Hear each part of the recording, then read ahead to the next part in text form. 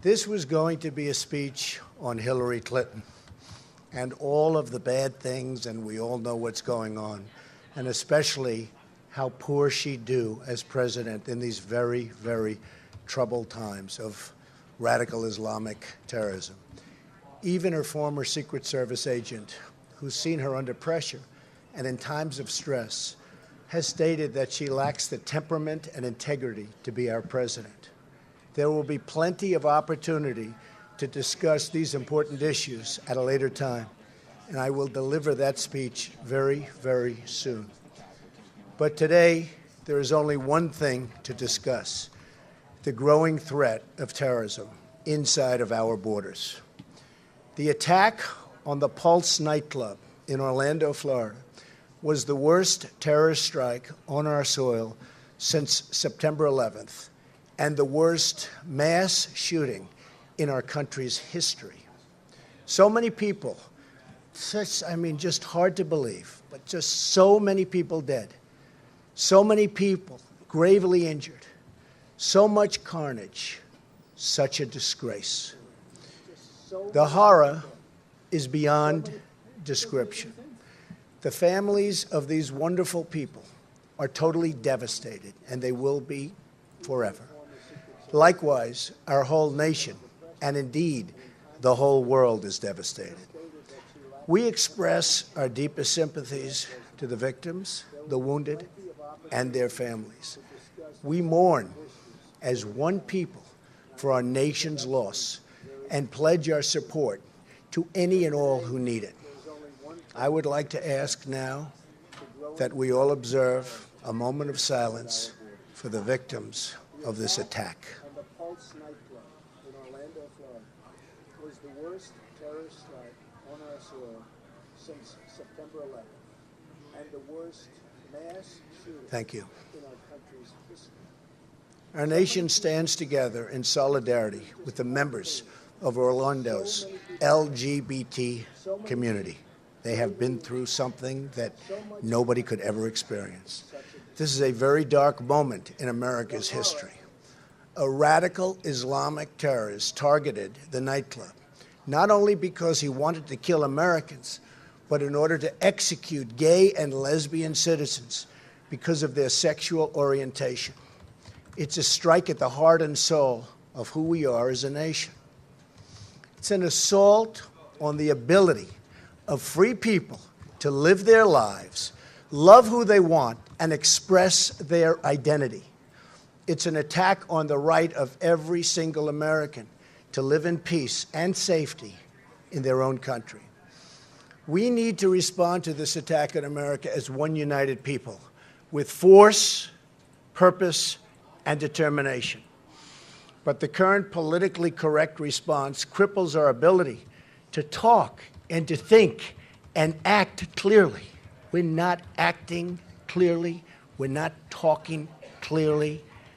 We've got problems. If we don't get tough, and if we don't get smart and fast, we're not going to have our country anymore. There will be nothing, absolutely nothing left.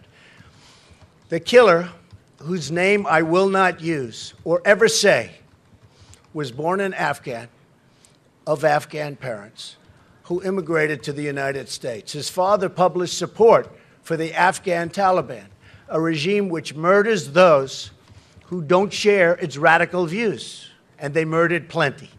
The father even said he was running for president of Afghanistan. The bottom line is that the only reason the killer was in America in the first place was because we allowed his family to come here. That is a fact, and it's a fact we need to talk about. We have a dysfunctional immigration system which does not permit us to know who we let into our country, and it does not permit us to protect our citizens properly. We have an incompetent administration, and if I'm elected president, that will not change, I will tell you. That will not change over the next 4 years. We have an administration that will not change. But if I get in there, it's going to change, and it's going to change quickly. We're going from totally incompetent to just the opposite, believe me.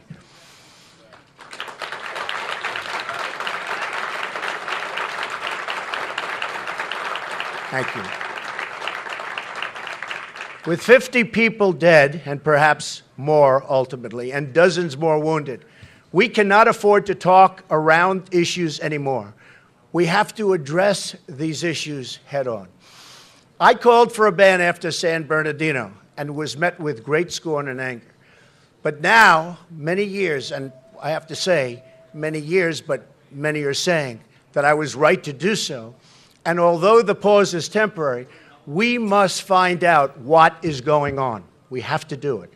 It will be lifted, this ban, when and as a nation we're in a position to properly and perfectly screen these people coming into our country. They're pouring in, and we don't know what we're doing.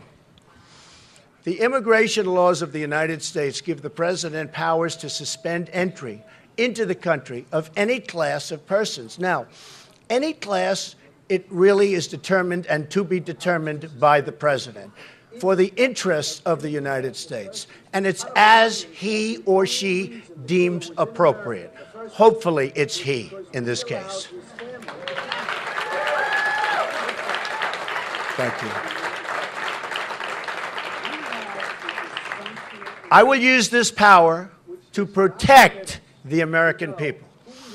When I'm elected, I will suspend immigration from areas of the world where there is a proven history of terrorism against the United States, Europe, or our allies, until we fully understand how to end these threats. After a full... Thank you. And by the way, we have no choice. After a full, impartial, and long, really long overdue security assessment, we will develop a responsible immigration policy that serves the interests and values of America.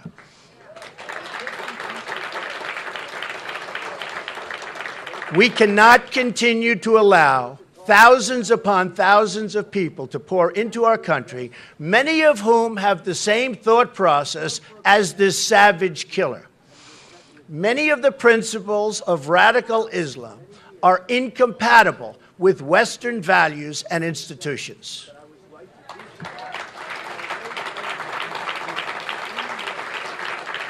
Remember this: radical Islam is anti-woman, anti-gay, and anti-American.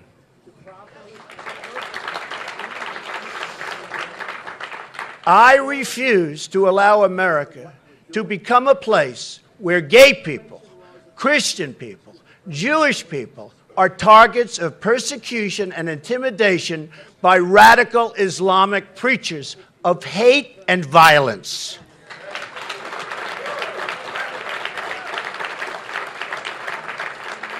This is not just a national security issue. It's a quality of life issue. If we want to protect the quality of life for all Americans, women and children, gay and straight, Jews and Christians, and all people, then we need to tell the truth about radical Islam, and we need to do it now.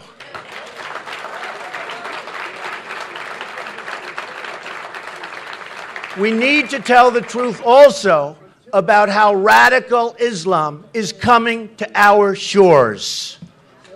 And it's coming. With these people, folks, it's coming. We're importing radical Islamic terrorism into the West through a failed immigration system and through an intelligence community held back by our president. Even our own FBI director has admitted that we cannot effectively check the backgrounds of people we're letting into America. All of the September 11th hijackers were issued visas. Large numbers of Somali refugees in Minnesota have tried to join ISIS.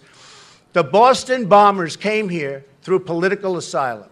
The male shooter in San Bernardino, again, whose name I will not mention, was the child of immigrants from Pakistan, and he brought his wife, the other terrorist, from Saudi Arabia through another one of our easily exploited visa programs. Immigration from Afghanistan into the United States has increased nearly fivefold in just 1 year. According to Pew Research, 99% of the people in Afghanistan support oppressive Sharia law.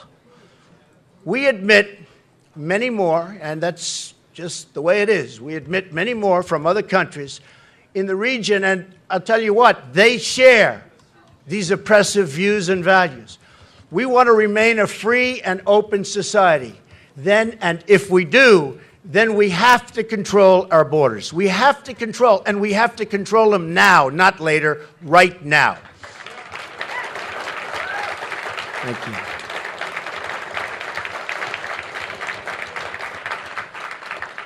Yet Hillary Clinton, for months, and despite so many attacks, repeatedly refused to even say the words radical Islam until I challenged her yesterday, and guess what? She will probably say them. She sort of has said them, but let's see what happens. She really has no choice, but she doesn't want. However, she's really been forced, and she has been forced to say these words. She supports, and the reason is, she supports so much of what is wrong, and what is wrong with this country, and what's going wrong with our country and our borders. She has no clue, in my opinion, what radical Islam is, and she won't speak honestly about it if she does, in fact, know.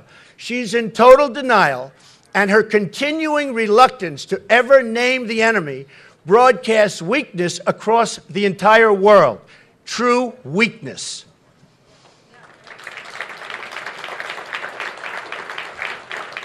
I don't know if you know this, but just a few weeks before San Bernardino, the slaughter, that's all it was, a slaughter, Hillary Clinton explained her refusal to say the words radical Islam. Here is what she said, exact quote: Muslims are peaceful and tolerant people and have nothing whatsoever to do with terrorism. That is Hillary Clinton. So she says the solution is to ban guns. They tried that in France, which has among the toughest gun laws anywhere in the world, and 130 people were brutally murdered by Islamic terrorists in cold blood. Her plan is to disarm law-abiding Americans, abolishing the Second Amendment, and leaving only the bad guys and terrorists with guns. No good. Not going to happen, folks. Not going to happen. Not going to happen. Thank you. She wants to take away Americans' guns and then admit the very people who want to slaughter us. Let them come into the country. We don't have guns. Let them come in. Let them have all the fun they want. I will be meeting with the NRA, which has given me their earliest endorsement in a presidential race, to discuss how to ensure Americans have the means to protect themselves in this age of terror. I will be always defending the Second Amendment.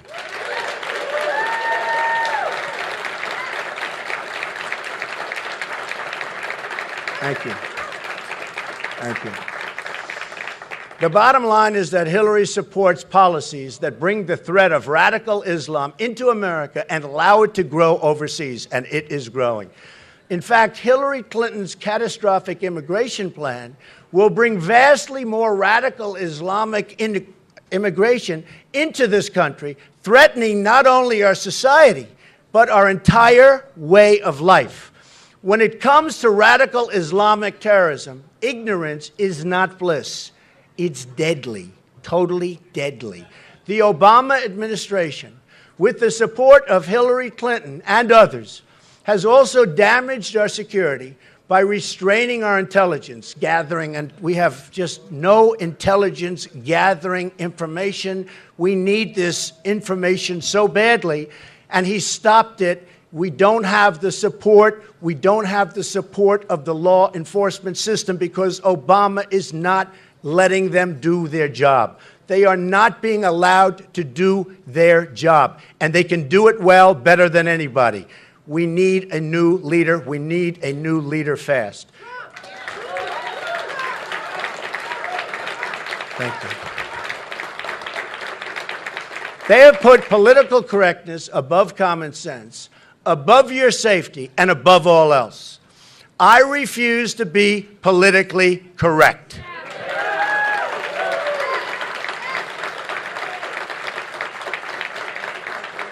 I want to do the right thing, I want to straighten things out, and I want to make America great again. The days of deadly ignorance will end, and they will end soon if I'm elected. As president, I will give our intelligence community, law enforcement, and military the tools they need to prevent terrorist attacks. And they don't have those tools now. We need an intelligence gathering system second to none. Second to none. That includes better cooperation between state, local, and federal officials, and with our allies, very importantly. I will have an Attorney General, a Director of National Intelligence, and a Secretary of Defense who will know how to fight the war on radical Islamic terrorism.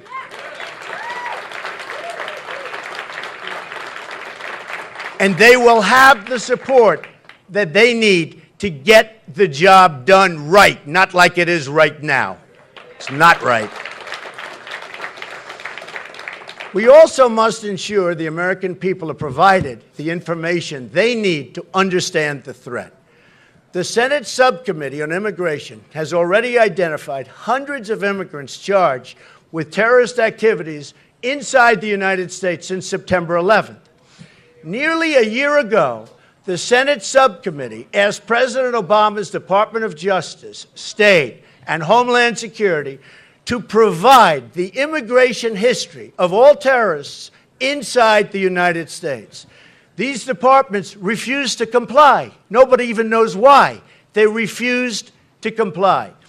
President Obama must release the full and complete immigration histories of all individuals implicated in terrorist activities of any kind since September 11th.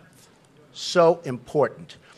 The public has a right to know how these people got here, how they came onto this great land. Why are they here?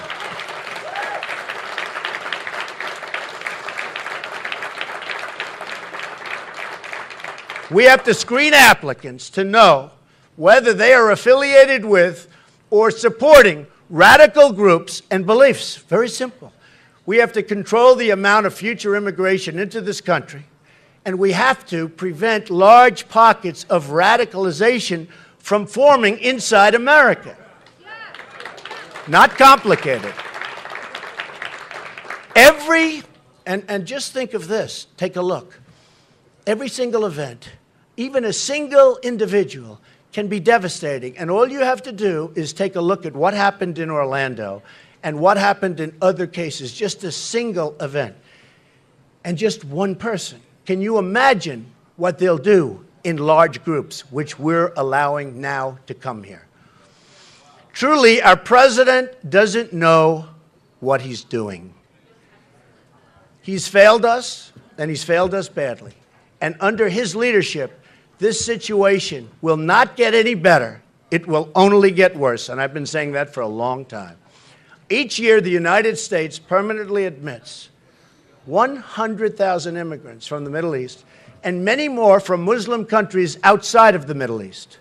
Our government has been admitting ever-growing numbers year after year without any effective plan for our own security. In fact, Clinton's State Department was in charge of admissions and the admission process for people applying to enter from overseas. Having learned nothing from these attacks, she now plans to massively increase admissions without a screening plan, including a 500% increase in Syrian refugees coming into our country. Tell me, how stupid is that?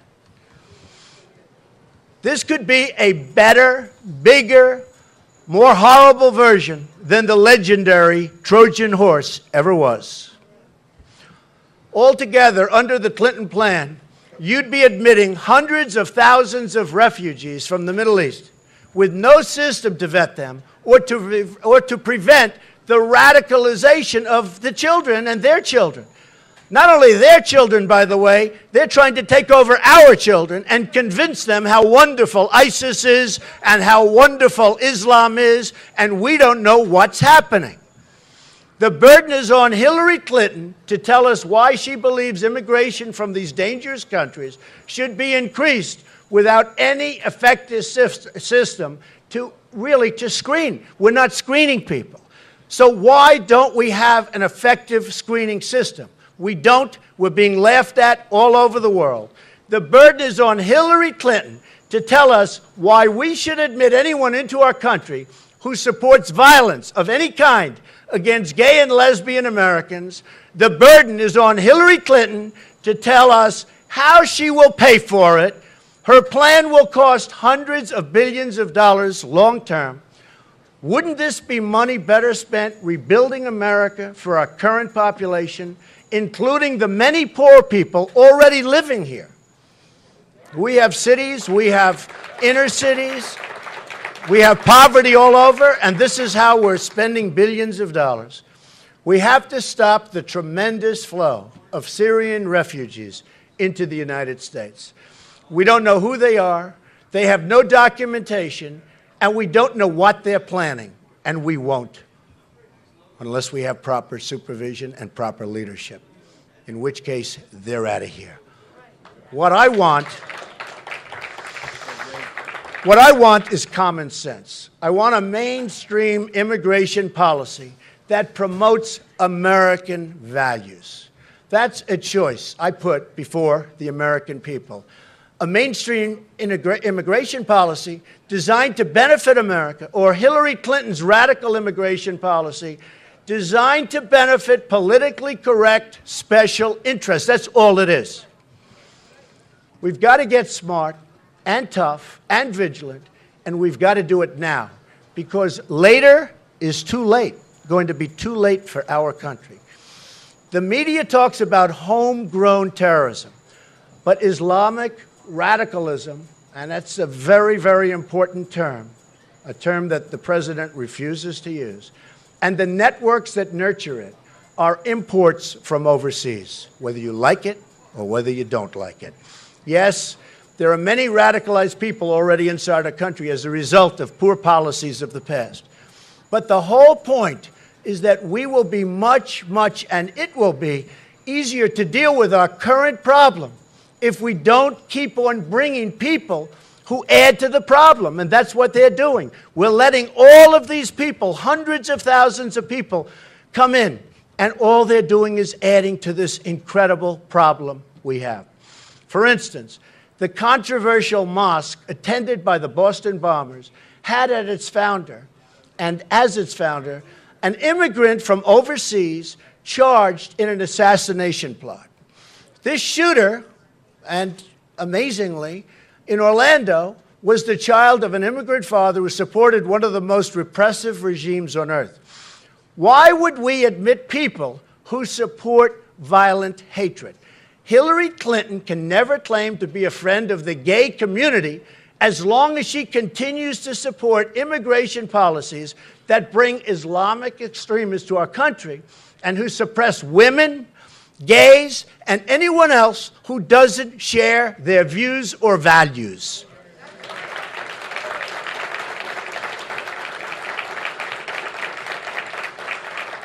She can't have it both ways. She can't claim to be supportive of these communities while trying to increase the number of people coming in who want to oppress these same communities. How does this kind of immigration make our lives better? How does this kind of immigration make our country better? Why does Hillary Clinton want to bring people in vast numbers, who reject our values? Why? Explain. Ask yourself, who is really the friend of women and the LB and LGBT community? Donald Trump with actions or Hillary Clinton with her words? I will tell you who the better friend is. And someday, I believe that will be proven out big league.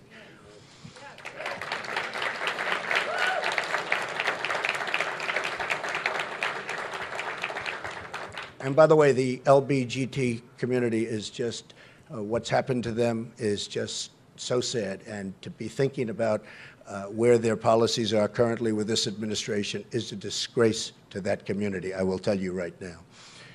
Clinton wants to allow radical Islamic terrorists to pour into our country. They enslave women and they murder gays. I don't want them in our country.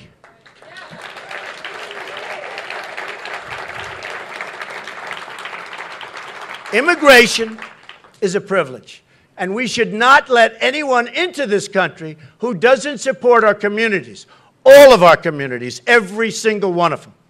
America has already admitted 4 times more immigrants than any country on earth, anybody in the world, 4 times more, at least, because we don't even know who's coming in.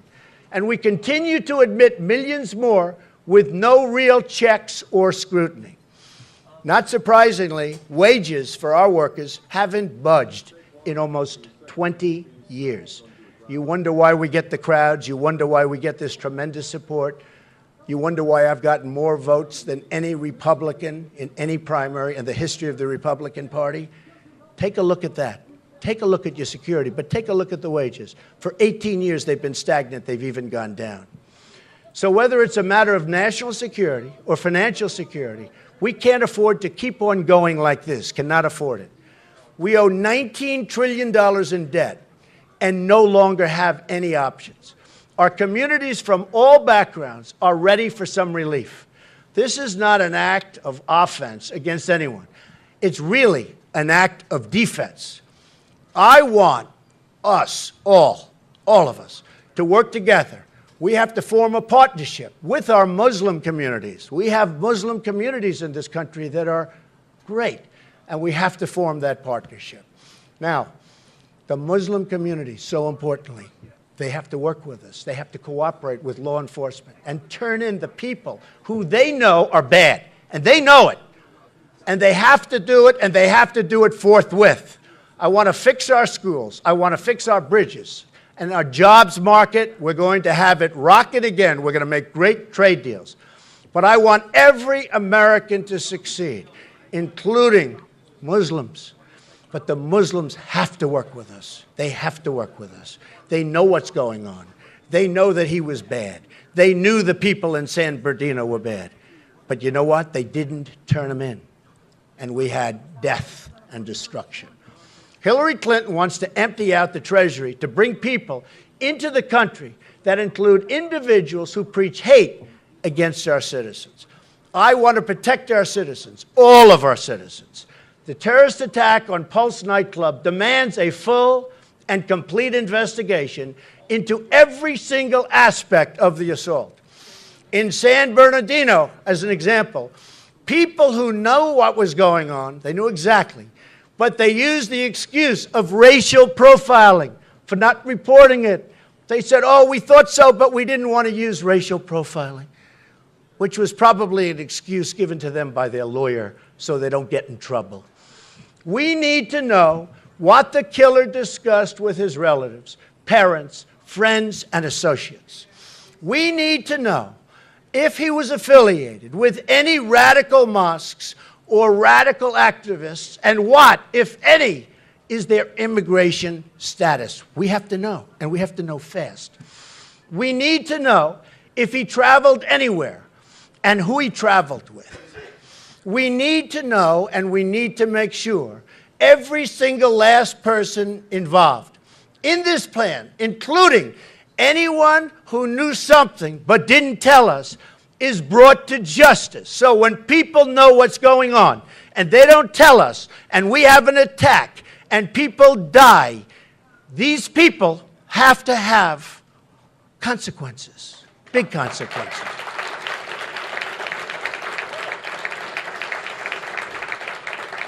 America must do more, much more, to protect its citizens, especially people who are potential victims of crimes based on their backgrounds or sexual orientation, as you just saw in Orlando. It also means we must change our foreign policy.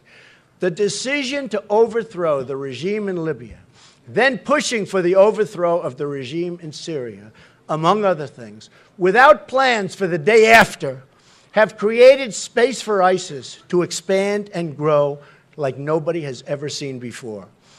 These actions, along with our disastrous Iran deal, have also reduced our ability to work in partnership with our Muslim allies in the region.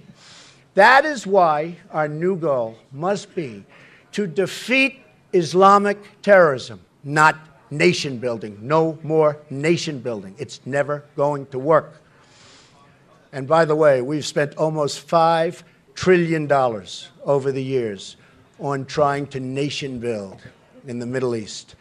And it has been a complete and total disaster. We're further away now than we were 15 years ago. For instance, the last major NATO mission was Hillary Clinton's war in Libya. That mission helped unleash ISIS on a new continent. I've said NATO needs to change its focus and stop terrorism. We have to focus on terrorism, and we have to stop terrorism. Since I've raised that criticism, and it's okay, I've gotten no credit for it, but these are minor details, NATO has since announced a new initiative, front page of the Wall Street Journal 4 days ago, focused on just that. America must unite the whole civilized world in the fight against Islamic terrorism.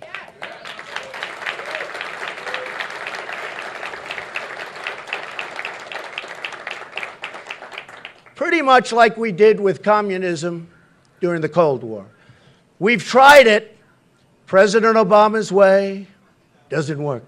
He gave the world his apology tour. We got ISIS and many other problems in return. That's what we got. Remember the famous apology tour. We're sorry for everything. I'd like to conclude my remarks today by again expressing our solidarity with the people of Orlando who have come under this horrific attack. When I'm president, I pledge to protect and defend all Americans who live inside our borders. Wherever they come from, wherever they were born, I don't care. All Americans living here and following our laws, not other laws, will be protected.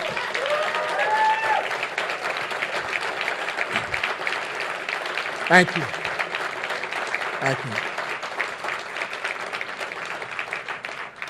We're going to be tough, and we're going to be smart, and we're going to do it right. America will be a tolerant and open society. America will also be a safe society. We will protect our borders at home. We will defeat ISIS overseas. We have no choice.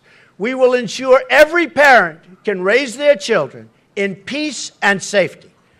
We will make America rich again. We will make America safe again. We will make America great again. Thank you.